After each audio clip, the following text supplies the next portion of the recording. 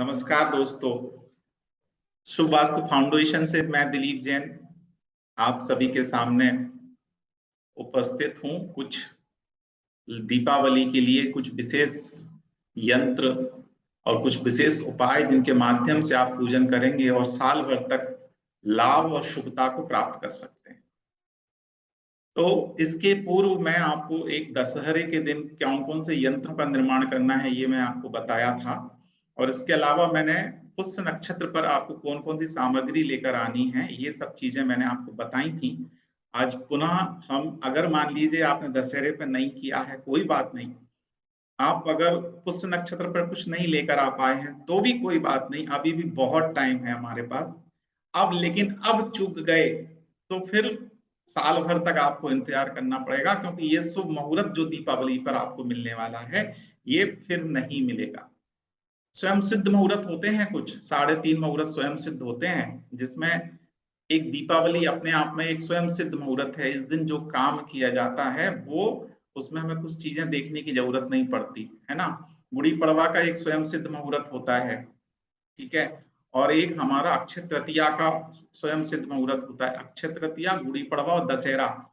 अब इसके बाद दीपावली, तो दीपावली का भी स्वयं सिद्ध मुहूर्त है।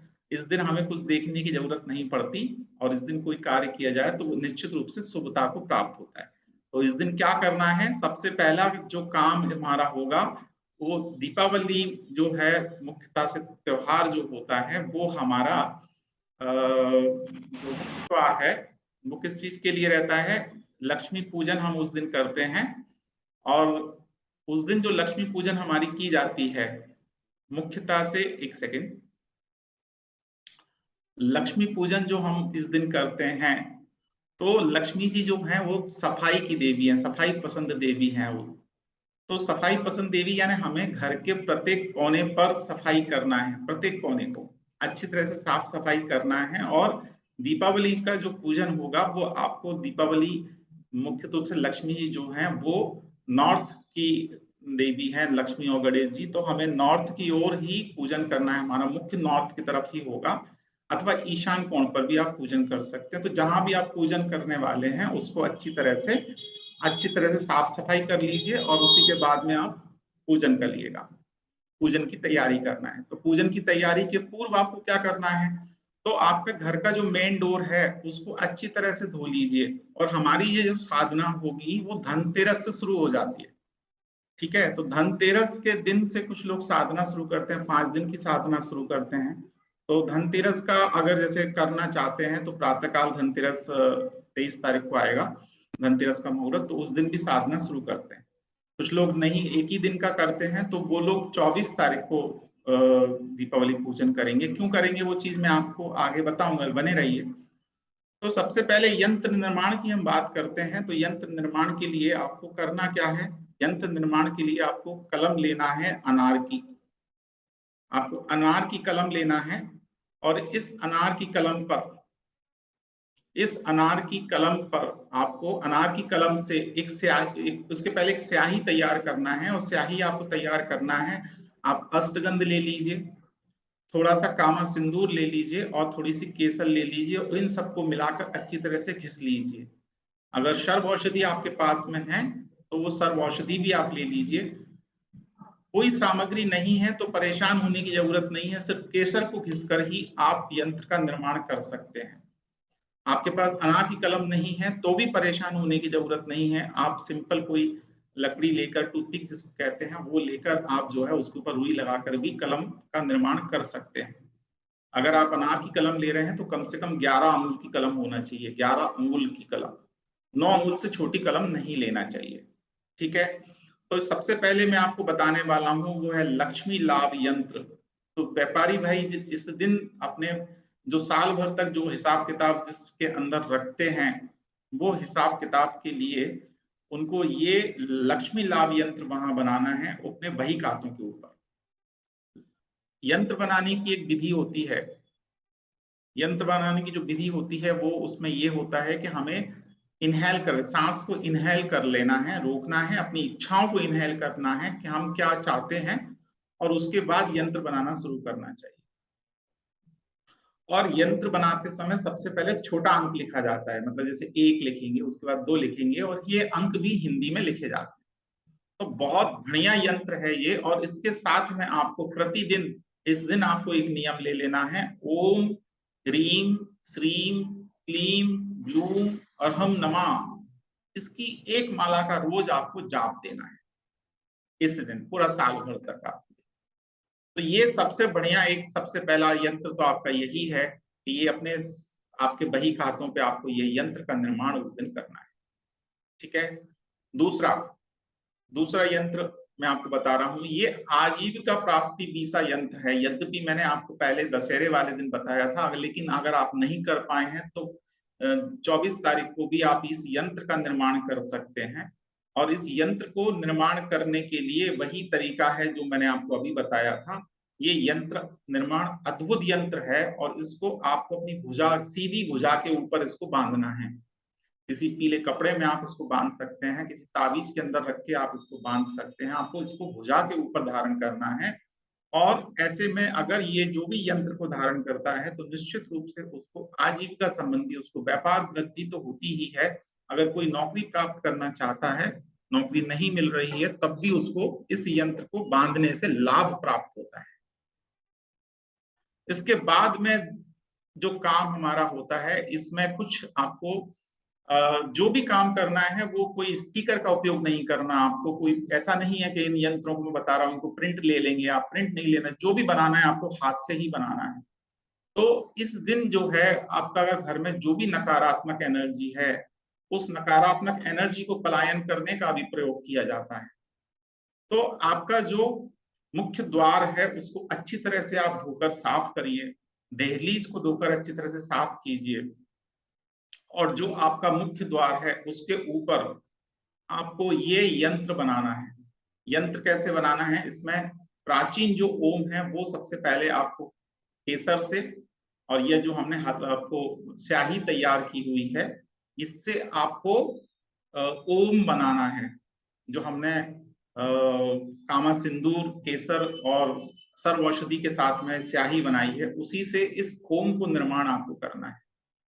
उसके बाद में केसर से, सिर्फ केसर से अथवा इसी इसी स्याही से आप दोनों ओर स्वास्तिक का भी निर्माण करेंगे। और फिर इन स्वास्तिक के दोनों बीच में एक एक आप बिंदी जो लगाएंगे, ये बिंदी भी आपको लगाना है उसी स्याही से अलग से। ठीक है। दोनों ओर द्वार के दोनों ओर आप शुभ लाभ लिखेंगे। अगर ये नहीं बना पाते हैं तो कम से कम इतना नीचे आपको जो बताया हुआ है कि शुभ और लाभ, तो शुभ लाभ लिखिए और बीच में स्वास्थ्य, कम से कम एक स्वास्तिक आप अंकित कर दीजिए। ये अत्यंत आवश्यक है। ये आपकी सारी निगेटिव एनर्जी को बाहर कर देगा और किसी भी प्रकार की नकारात्मक ऊर्जा को घर के अंदर प्रवेश नहीं करने देगा। पॉजिटिव एनर्जीज लगातार वहां पर बढ़ती रहेगी और किसी भी तरह से नजर बाधा का दोष का शिकार आपका घर नहीं होगा, व्यापार नहीं होगा, प्रतिष्ठान नहीं होगा। तो जहां भी आप मुख्य द्वार पे से बनाना चाहते हैं आप बिल्कुल बना सकते हैं।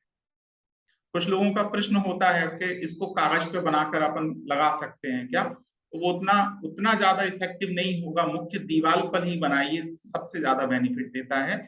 लेकिन किसी जगह नहीं है तो फिर ऐसी कंडीशन में एक सफेद पेपर पर आप इसको बना लीजिए और उसको फ्रेम करवा कर भी रख सकते हैं। फ्रेम करवा कर भी आप अपने दरवाजे के ऊपर टांग सकते हैं। ये दूसरा एक एक उपाय है कि अगर नहीं कर पा रहे हैं तो ऐसा कर लो।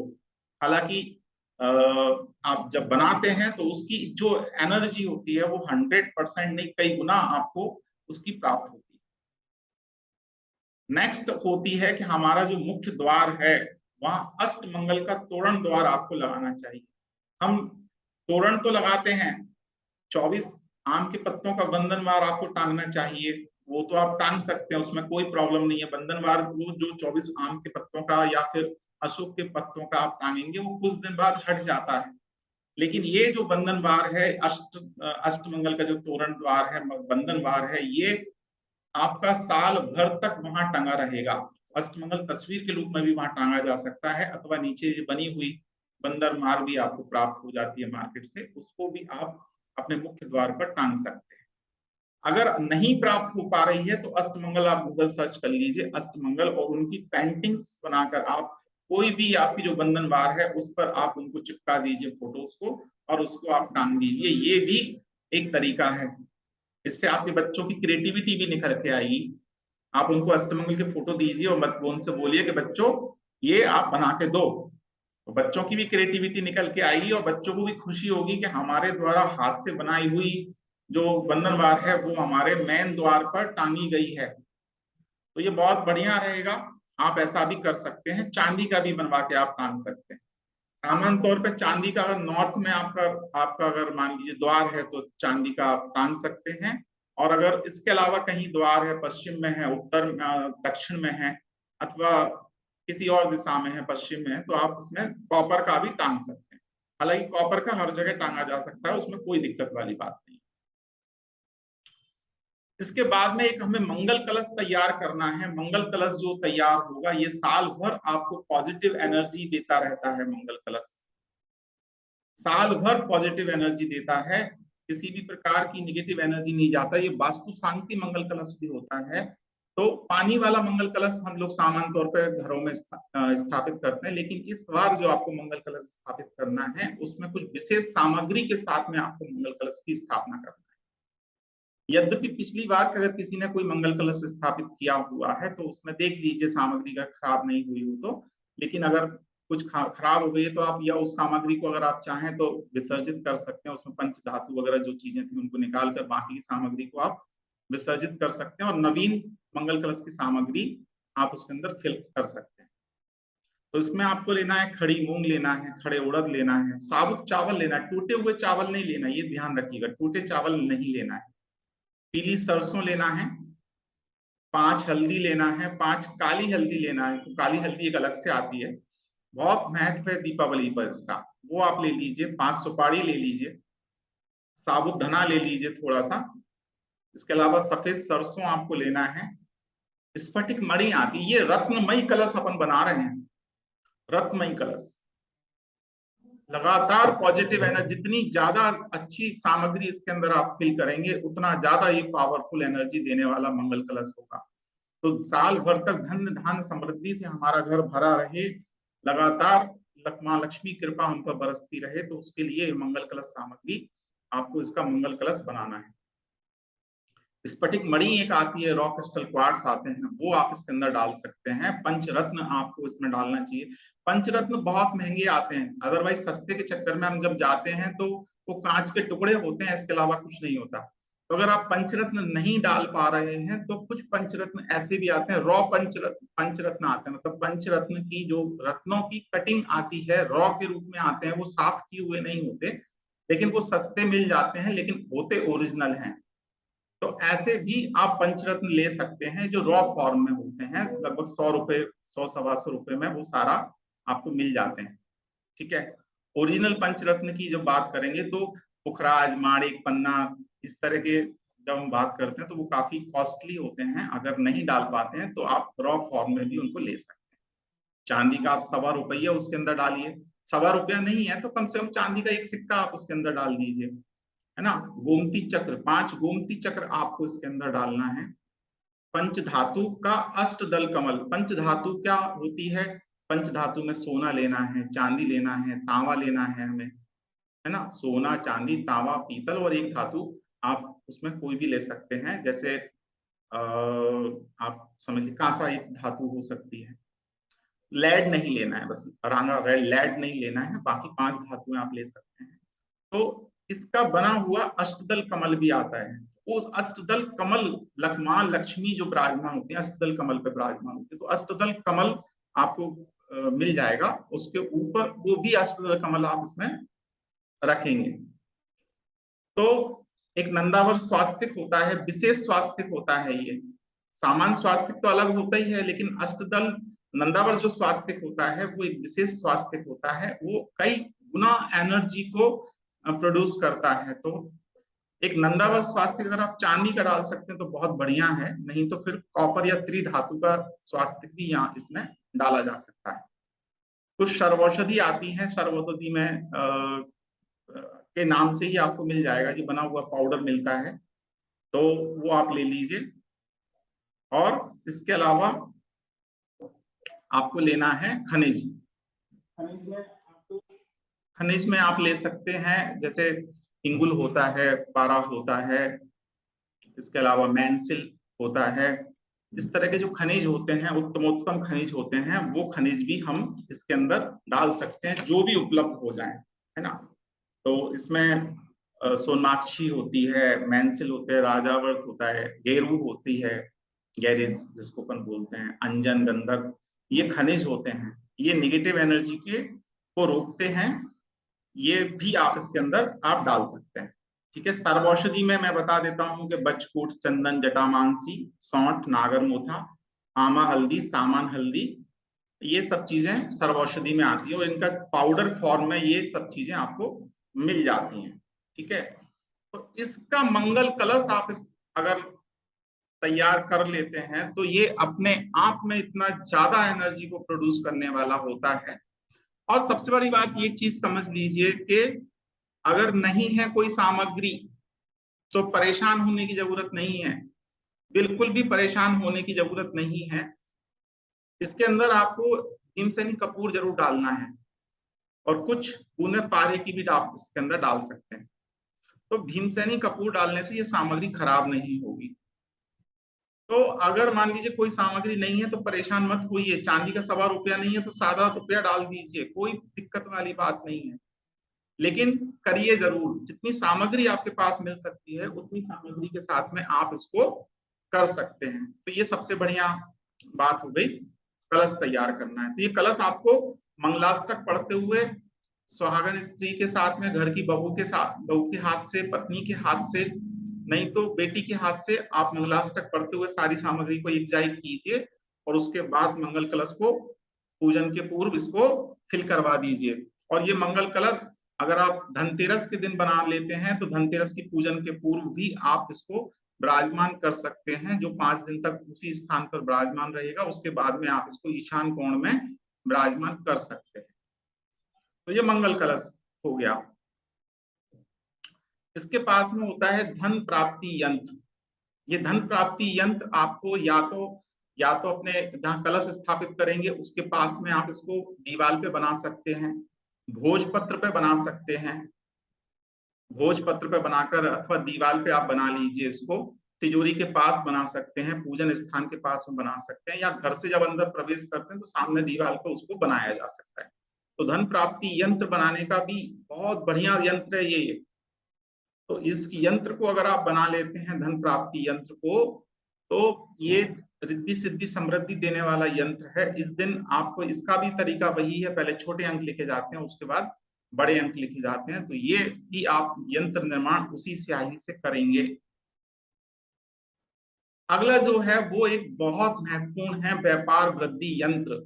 घर, दुकान का मालिक जिस स्थान पर बैठता है उस स्थान पर इस यंत्र को बनाकर एक कलश तैयार करना है, चाहे वो मिट्टी का कलश हो, चाहे मिट्टी का कुल्हड़ हो, अथवा किसी धातु का कलश भी हो सकता है।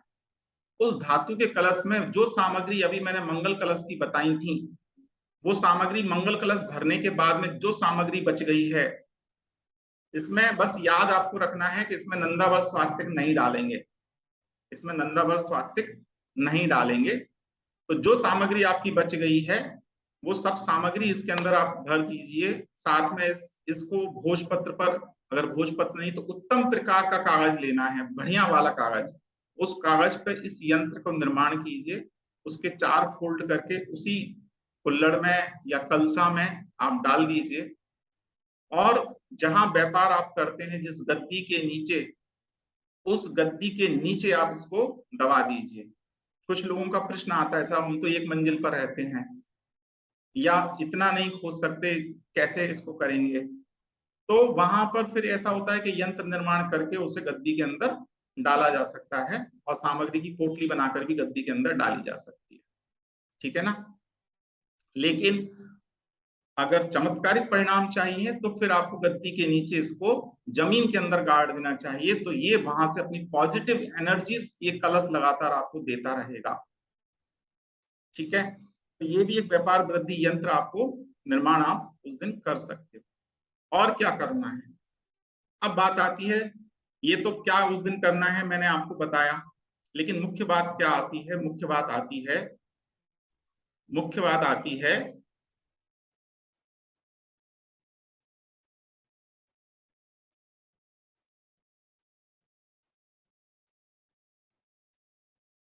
मुख्य बात जो आती है कि पूजन कैसे करना है, पूजन कैसे करना है।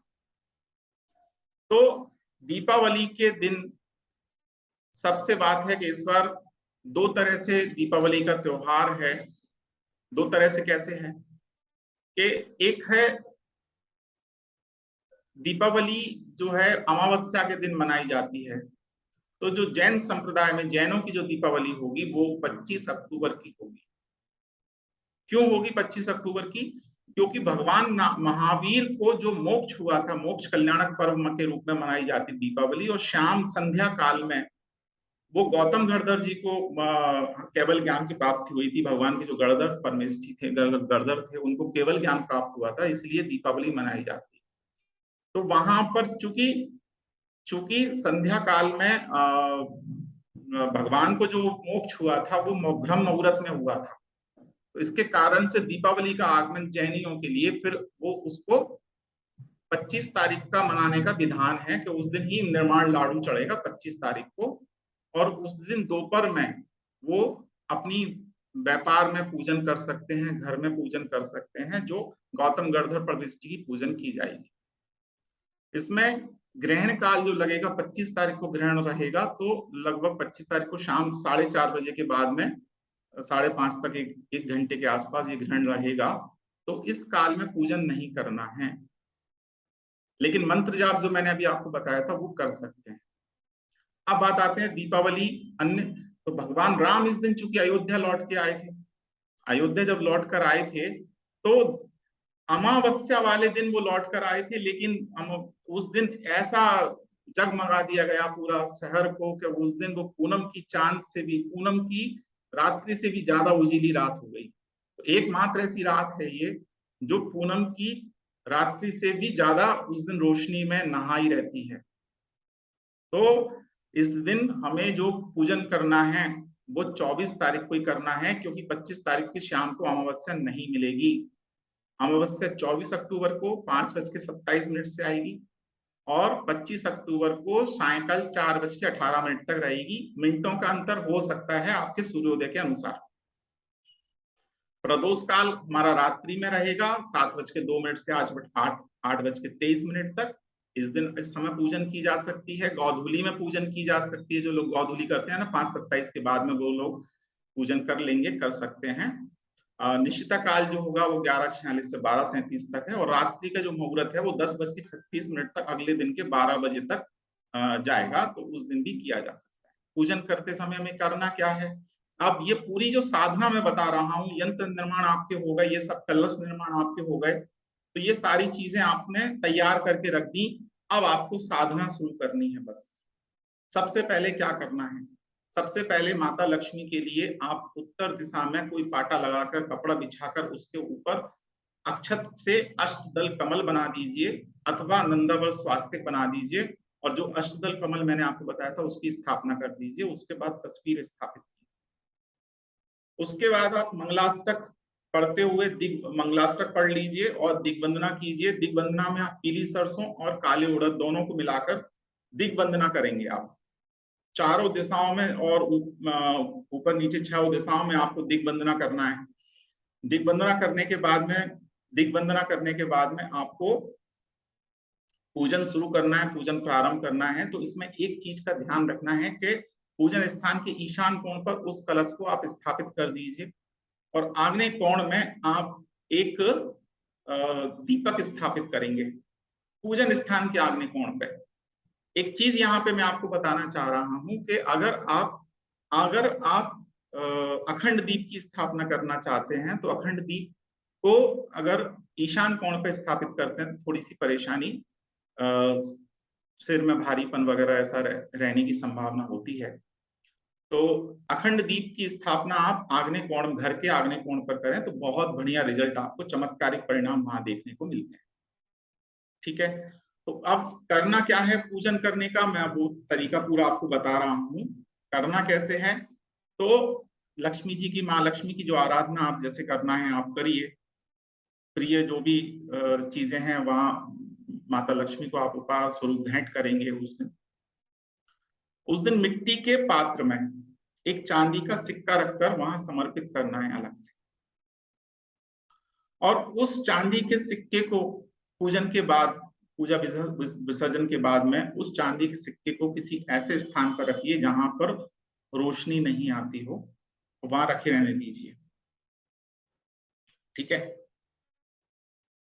काले तिल थोड़े से ले लीजिए, और अगर नकारात्मक एनर्जी ज्यादा है, किसी व्यक्ति में नकारात्मक एनर्जी है, घर में नकारात्मक एनर्जी है, तो काले तिल से 7 बार ऐसे उसार कर, जिस व्यक्ति के ऊपर है अथवा घर में है तो 7 बार ऐसे उसार कर पश्चिम दिशा की ओर फेंक दीजिए। ये दूसरा उपाय आपके लिए होगा। तीसरा उपाय है, अगर आप, चूंकि इस दिन सबसे बड़ी बात क्या है, चतुर्दशी और अमावस्या दोनों का संयोग मिल रहा है। तो ये आप चतुर्दशी मतलब दोपहर में भी कर सकते हैं ये वाले उपाय जो मैं आपको बता रहा हूँ, ये वाले उपाय, क्योंकि चतुर्दशी है, रिक्ता तिथि है, और आप उस दिन कार्य कर सकते हैं। तो एक नींबू पर 5 लवंग लगाकर उसके ऊपर भीमसेनी कपूर रखकर उसे जलाकर किसी प्लेट वगैरह में रख दीजिए और घर के 3 चक्कर लगा लीजिए, सावधानी पूर्वक लगाइएगा।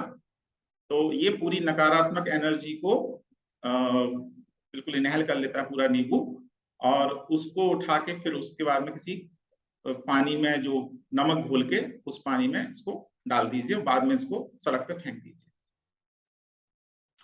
एक बहुत शानदार उपाय मैं आपको बता रहा हूँ वास्तु सुधार के लिए। कुछ लोग वास्तु के लिए बड़ा परेशान होते हैं। वास्तु के लिए कैसे परेशान होते हैं कि भाई उनके मन में ये चीज घर कर जाती है कि मेरे यहाँ वास्तु दोष है। तो मैं आज आपको एक 5 तत्व का सम्यक संतुलन करने के लिए एक बहुत बढ़िया उपाय बता रहा हूं। इस दिन आपको पहले हालांकि मैंने बताया हुआ है, फिर भी आप लिख सकते हैं कि 4 श्रीफल आपको लेना है, पानी वाले बढ़िया श्रीफल लेना है, 4 कपड़े लेना है। 4 कपड़े लेंगे आप, लाल, लाल, पीला, हरा और नीला। लाल, पीला, नीला, हरा, ये 4 कपड़े आपको लेना है। पीली सरसों लेना है, सफेद सरसों, क्रिस्टल क्वार्ट्स, नंदावर स्वास्तिक, और भी गोमती चक्र, ये सारी सामग्री जो हैं, ये सब सामग्री आप ले लीजिए। और एक एक कपड़े में ये सारी सामग्री डालते हुए आप उसको अच्छी तरह से कलावे के साथ में बांध दीजिए। स्फटिक मणि भी इसके अंदर डाली जाएगी। और घर के जो आप पूजा स्थान पे हैं, पहले इन चारों नारियलों को वहां आप रखेंगे पूजा स्थान पे। अगर व्यापार में टांगना है तो व्यापार पे रखेंगे, घर में टांगना है तो घर में रखेंगे। पूजा स्थान पे आप इनको रखेंगे और सिद्ध कर लेंगे। सिद्ध करना मतलब आप जो पूजन कर रहे हैं उसी में ये सारा उनका शुद्धिकरण होता रहेगा और मंत्रित वो होते रहेंगे। ठीक है। इसके बाद में आपको करना क्या है, घर के जो ईशान कोण है हमारा, कॉर्नर में ही टांगना है। ईशान मतलब कहीं से भी आ रहा है, डिग्री वाइज कहीं भी आ रहा है, उससे कोई मतलब नहीं, आप कॉर्नर में टांगेंगे। तो घर का जो ईशान है, नॉर्थ और ईस्ट का जो कोना है, वहां पर आप नीला नारियल श्रीफल टांग देंगे, और टांगना ही है, कील पर रखना है, टांगना है। ठीक है। और आपका जो आग्नेय है वहां लाल, नैऋत्य पे पीला, और जो वायव्य में वहां हरा नारियल का आपको वहां टांग देना है। ये पंच तत्व का सम्यक संतुलन है। दिमाग से सारी चीजें निकाल दीजिए कि मेरे यहाँ कोई वास्तु दोष है, कोई समस्या है, किसी भी तरह की कोई दिक्कत वाली बात नहीं है। कुछ जगहों पर सगुण में स्वास्थ्य अंकित कर दीजिए, जितने ज्यादा से ज्यादा आप स्वास्थ्य अंकित कर सकते हो। किचन में जो आप जहाँ खाना पकाते हैं वहाँ गैस जहाँ चूल्हा रखा रहता है उसके ऊपर सगुण में स्वास्थ्य अंकित कीजिए। आपका जब पानी रखा रहता है, पानी पीने का जो पानी आप जहाँ यूज करते हैं वहां पर आप स्वास्थ्य अंकित कीजिए। मुख्य द्वार पर तो हम स्वास्थ्य अंकित कर ही चुके हैं। इसके अलावा पूजा स्थान पर आप स्वास्थ्य अंकित कीजिए।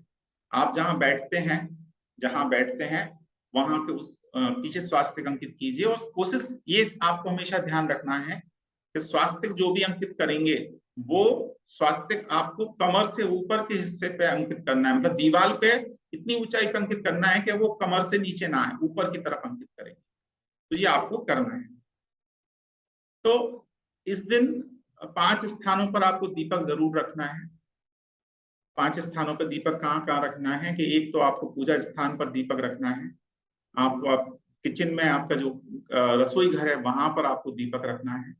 एक दीपक आपको रात्रि में चौराहे पर भी रखना है, वो स्थान देवता के लिए रखा जाता है ना, स्थान देवता के लिए चौराहे पर दीपक रखना है। जब शाम के टाइम समय पे, आप रात के समय पे रख सकते हैं, भीड़ भाड़ जब कम हो जाए या नहीं हो उस समय रख सकते हैं। अशोक वृक्ष के या पीपल के वृक्ष के नीचे भी आपको एक दीपक रखना चाहिए, और एक मंदिर में जिनालय में जाके भी आपको दीपक रखना चाहिए। जो भी देव स्थान है वहां पर दीपक आपको रखना चाहिए। तो 5 स्थानों पर आपको दीपक जरूर रखना है। एक अत्यंत प्रभावशाली धर्म पोटली आपको बनाना बता रहा हूं। धन पोटली जो होती है ये नेगेटिव एनर्जी को भी रोकती है और आपको धन में वृद्धि करने में भी सहायक होती है। लाल कलर का एक कपड़ा ले लीजिए, उसको 3 तरफ से सिल के बढ़िया एक पोटली सी बना लीजिए, और उसके अंदर 5 कमलगट्टे, 5 सुपारी, 5 नहीं है तो 1 सुपारी, ज्यादा बड़ी पोटली नहीं हो तो एक भी कर सकते हैं।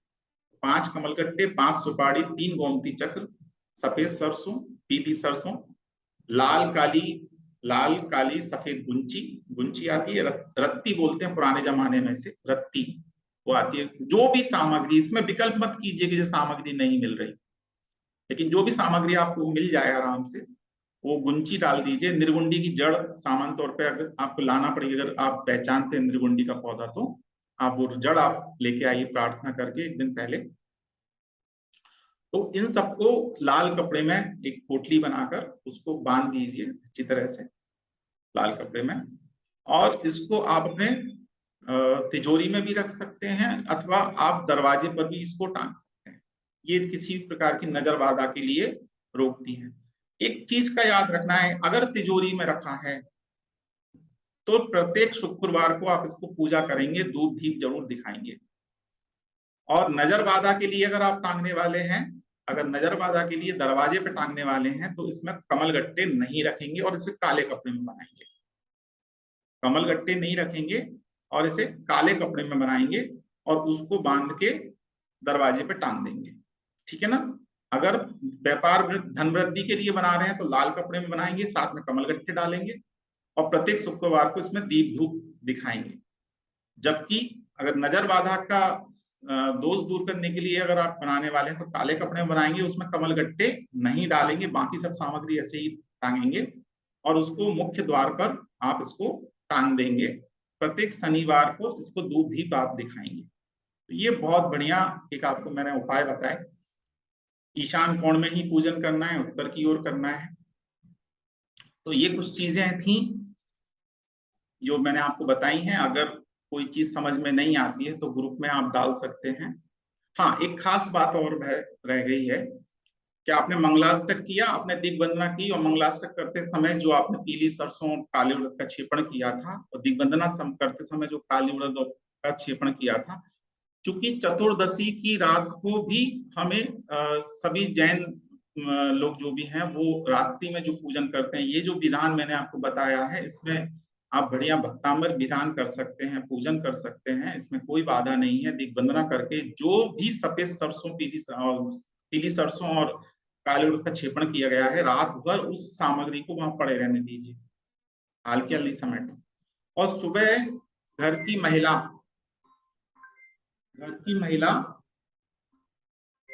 बिना बोले सुबह उठेंगी चुपचाप से, और उसके बाद में एक कोई मोरपंख की झाड़ू ले लीजिए और उससे वो सारी सामग्री को इकट्ठा करेंगी। और इकट्ठा करने के बाद में उसे बाहर, घर के बाहर पूरी झाड़ू लगाते हुए बाहर कर देंगी, बिना बोले, बिना किसी को बताए, चुपचाप से उठकर पूरी सामग्री को आप इसको बाहर कर दीजिए। इस प्रकार से ये हमारा पूरा विधान रहेगा। अगले दिन यानी 25 तारीख को आप बढ़िया पूजन कर सकते हैं। सुबह के टाइम पे जिनालय में जाके पूजन कीजिए अथवा अपने व्यापार स्थल पर जाकर मशीनरीज का पूजन कीजिए, और वो जो रात की थाली, जो पूजन की थाली, उसी थाली से पूजन कीजिए आप आराम से। और ये सब चीजें हैं जिन चीजों का ध्यान रखना है, शुद्धि का ध्यान रखना है। आप सभी के लिए दीपावली मंगलमय हो, दीपावली समृद्धिदायक हो और सभी का लिए अत्यंत मंगलमय धन वर्षा लगातार उनके लिए होती रहे और अत्यंत खुशियां देने वाली ये दीपावली आप सबके लिए हो, नई खुशियां जीवन में लेकर आए। इन्हीं मंगल भावनाओं के साथ सभी को नमस्कार, जय श्री राम।